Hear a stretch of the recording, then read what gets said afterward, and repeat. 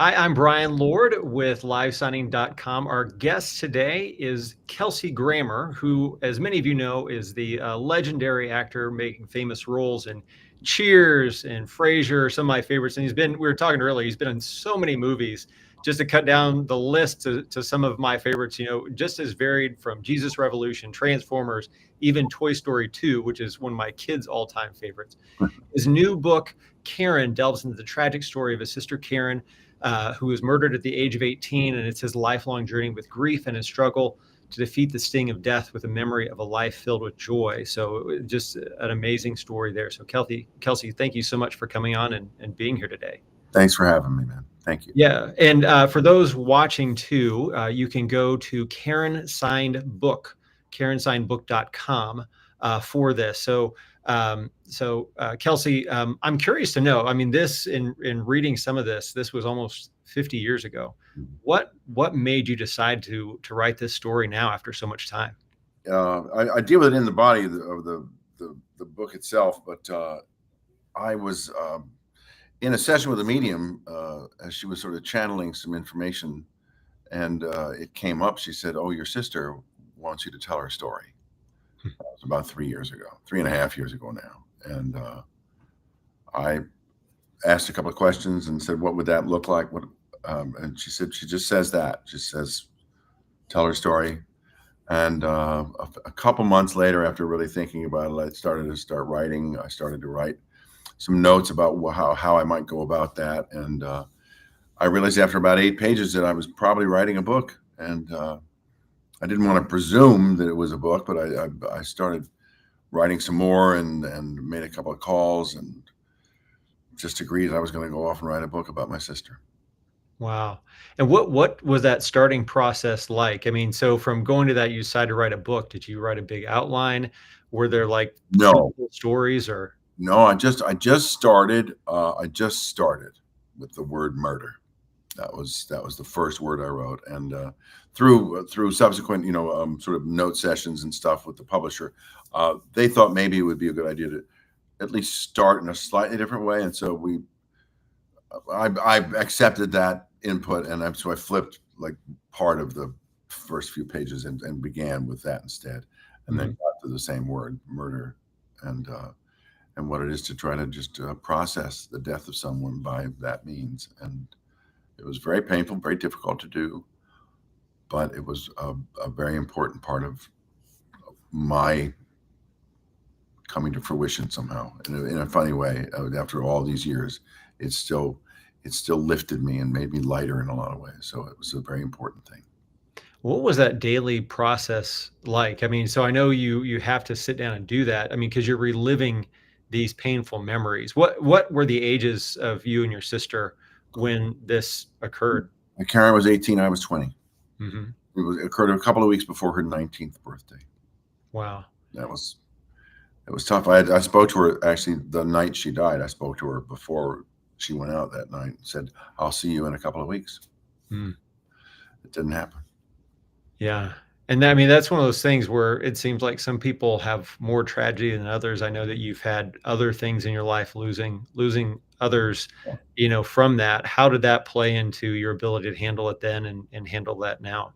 Well, it's funny. We've had sort of a bowl full of tragedy. I mean, but my granddad dying was a shared tragedy for both of us. He raised us, and Karen was. I guess she was 11 actually when Gordon died. I was 12, and then because we were less than a year apart, or a year and change apart, But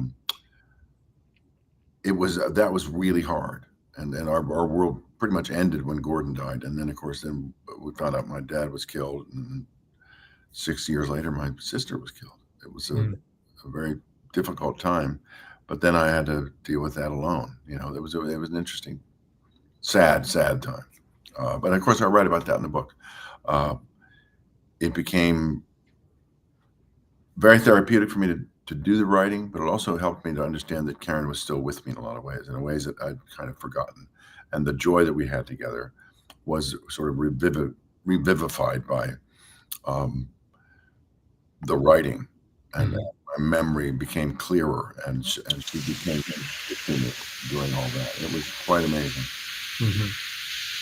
And those, for those of you tuning in, you can go to KarenSignedBook.com for the book. What aspects of Karen's personality and life did you aim to highlight in this book? Mostly her joy and her fearlessness. She was able to fight for the word love in our lives. I mean, she was I think I write that she was a champion of love and champion of love and keeper of the sacred in our family. And that is who she was. She insisted that we start telling each other we love each other. That was something that was a little bit strange for people who'd survived World War II and before that, the Depression. They just assumed that people were just that they just knew we were loved. You didn't have to walk around saying it all the time. And of course, I mean, I've changed that in my life. But that was Karen. She was the author of that. Yeah. And what I'm curious to know, what made her move around, because I know you're from the U.S. Virgin Islands originally, or part of that, and then Florida as well. Was she more the free spirit that wanted to move around, or how did that end up? Well, you know, she just ended up, we were together pretty much. She was born in New Jersey. My mom had moved to New Jersey from the Virgin Islands after she and my dad kind of split up. So Karen wasn't really part of the Virgin Islands component, except she might have been there in my mom's belly for a little while. Sure.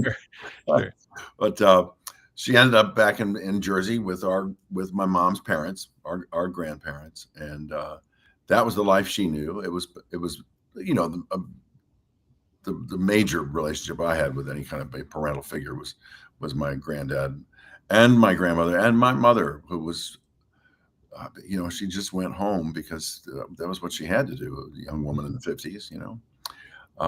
But it turned out to be a great thing for us. They were wonderful and wonderfully equipped to look after us. And that first decade we had together in that house or in that home, was absolutely wonderful. I mean, they really looked after us beautifully. I mean, we were well cared for. We saw things. We lived outside of New York City. We went to the arts. We went to the concerts. We went to Broadway. My mom was very, very intent that we would, you know, have a cultural exposure and a exposure to the arts. And they were magnificent parents, magnificent people to grow up with. And then, you know, 10 years later, Gordon was gone, and that changed things. That made it pretty challenging. But by then we lived in Florida. Yeah. And I wonder, did you two kind of mirror each other? I know at one point you went to Juilliard, and, you know, you were obviously had some talent from a young age. Did she have that as well, or was yeah, she was more of Karen was more of an artist, a little bit of a free spirit. I mean, she was a little bit of a pothead, you know, sort of explored that more than I did. I don't know why it seemed to terrify me, or maybe I just rejected that idea because I had to be responsible. I was the only man in the family with 3 women of 3 different generations, and I needed to be there. I needed to be the man. I needed to be a good man, and it might have been a little premature for me to take on that mantle, but I was up to it as best I could be, and I did my very best. But certainly, you know, disappearing in a cloud of smoke would not have been a good idea at the time. Sure. I'm curious to know. I know I saw some interviews where you talked about this a little bit, but how has this helped with your healing journey? Like writing through these things, how is that? How are you different now than you were before you wrote the book? Before I wrote the book, honestly, and I discuss it in the book as well, is this idea that I carried the grief still in a way that almost overwhelmed the good memories I had. It was, everything was seconded to this horrible, sort of unimaginable grief that just had me in its thrall, as I say sometimes. It's just, I was in its clutches. I was held by it. It was all I could think of most of the time. And even when I would have a smiling moment thinking of Karen, it was always sort of crushed by the memory of the deep sadness of losing her. And writing brought back to life all the good things we had known together in a really active way, and remembered her. As I talk about in the book, it's my favorite word. It's been my favorite word for a long time, remember, because I guess I understood that if you were a member of something wonderful at one point and you lost connection with it, to be remembered means you're back in the fold, back in the loving arms of your family. And so remembered to me means that. And so Karen is back. Karen is back in my heart and back in and in the new hearts of the people that read about her, which makes me pretty happy. Yeah. What are some of your goals for people when they read this? I know not everyone has the same tragedy, but everybody does have some kind of Right.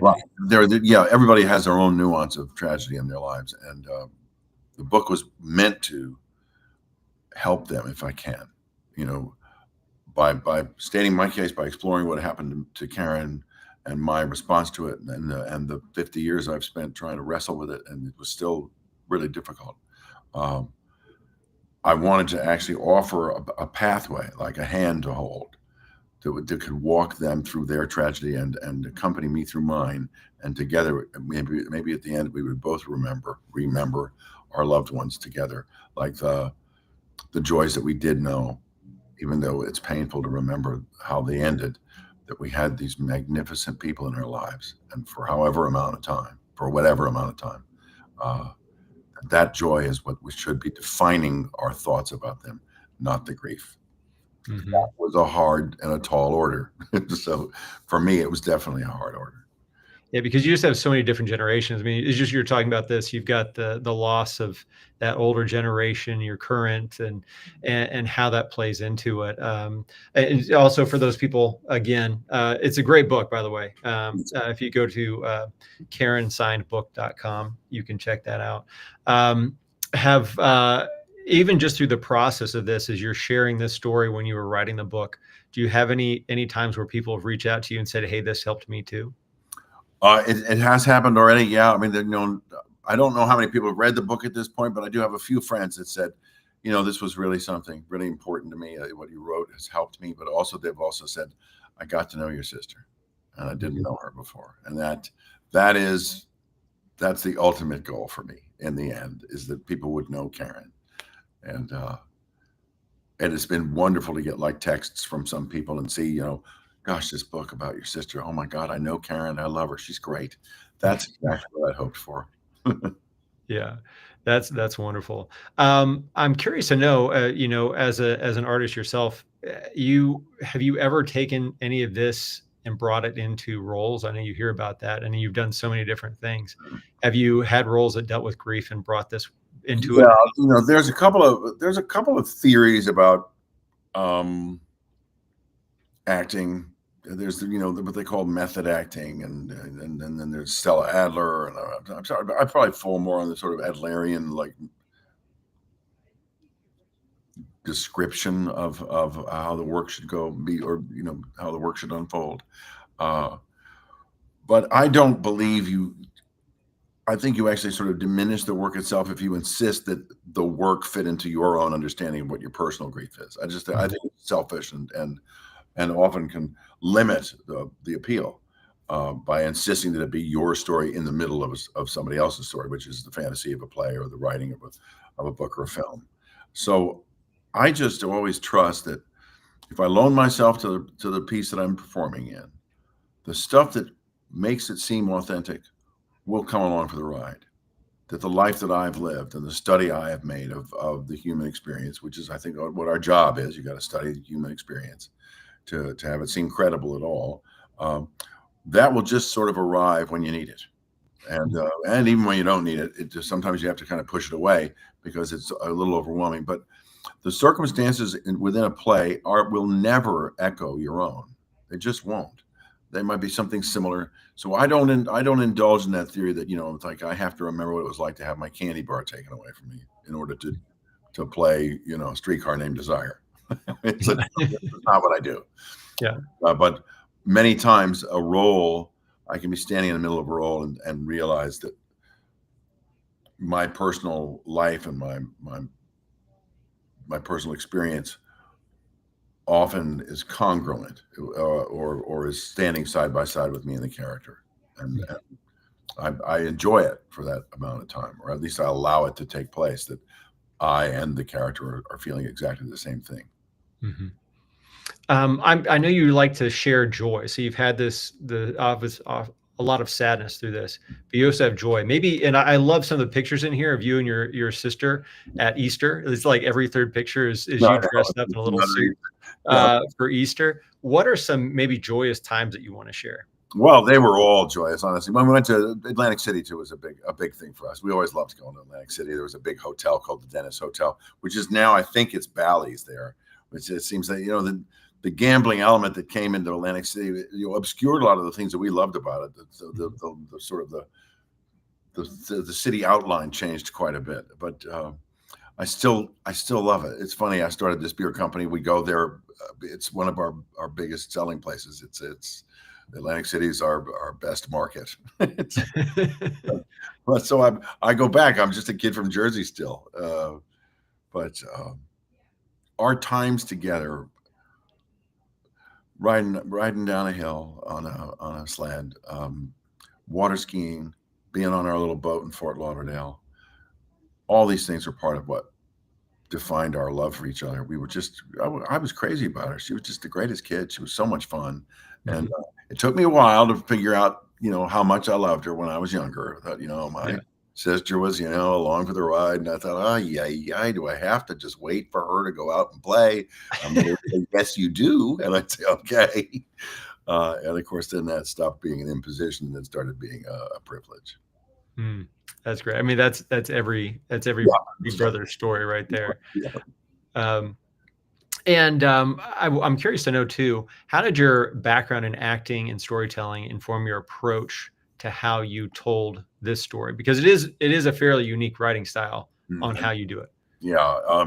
It became the style in which I wrote the book was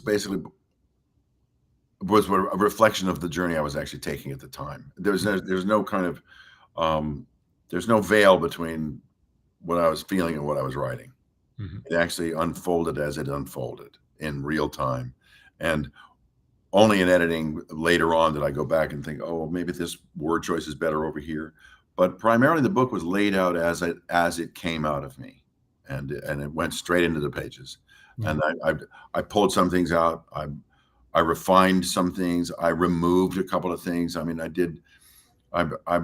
had a pretty profanity-laced passage at one point about the guy who killed my sister, and I thought, you know what, that sort of dishonors me, dishonors my sister, and I don't need to talk that way. I left in one little bit to kind of just say give an indication of how easy it is for me to go to a place that's just that sort of rage thing that's still in there. But I just wanted to give an indication of it so people understood that I was doing my best to be disciplined and open with the message. And I know one of the things they say is that a lot of works are never finished, they're only abandoned. Is there anything now that it's published that you thought, oh, I should have had that in there? What's interesting, as I wrote the book, there were passages that I thought, well, I should go down this road, and I realized, no, wait a minute, that's not so much Karen's story. There's a lot about us that's in it, and that part's important because contextually and in terms of the joy in it, that can only really be explained by our relationship and some of the things I did on my own, some of the things we did together, some of the things that she did on her own. All those three things have to kind of dance together to understand this picture of Karen, to mourn her, but also to celebrate her. But there were many things that I would start going toward, and I thought, oh no, that's just a Kelsey story. So they weren't as important to explore as it was to stay on the Karen theme. So I would divert once in a while and then get back to it because it would relate. The ones that didn't relate, I'll do those another time. So I don't feel like I left anything. I just I felt like I did the mission. The mission was to tell her story and fill it with joy and fill it with love and fill it with grief and communicate with people that you don't have to miss them the way you think you do. You can, that love is still around. That love still exists. Time did not take them from you. Time means nothing in all of this. We are connected to the first moment of our memory in the same moment we're sitting here right now. And it can be separated by 70 years. I mean, that's how life is. Yeah. For those watching, you can go to KarenSignBook.com to get it right here. And I guess the last question here, I know our 20 some minutes here is about up, but I'm curious to know what, if your sister was able to read it, what do you think she would say, or what would her response be? I think she'd be grateful, and she'd also see us. I think she would say that she'd been hoping I'd feel a little bit better because she always looked out for me. I think she'd be happy that I do. I think she'd say, that's what I was going for, because I seriously believe there was a mission in her wishes, to say, Kelsey, you've done this long enough. You gotta lighten it just a little bit, because it's in your way now. It's standing in your way of becoming a fuller, richer man.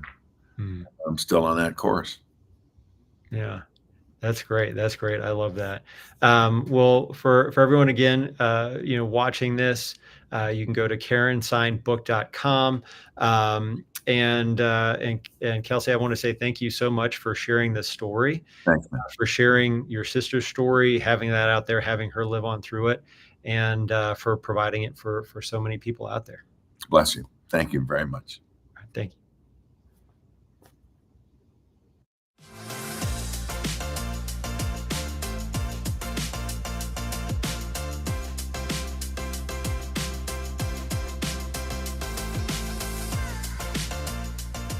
Hey, this is John Acuff, New York Times best-selling author of 7 books and someone who's done a live signing. If you like the one you just watched, make sure you check out our YouTube channel. It's full of amazing authors having great conversations and signing books for viewers just like you. So make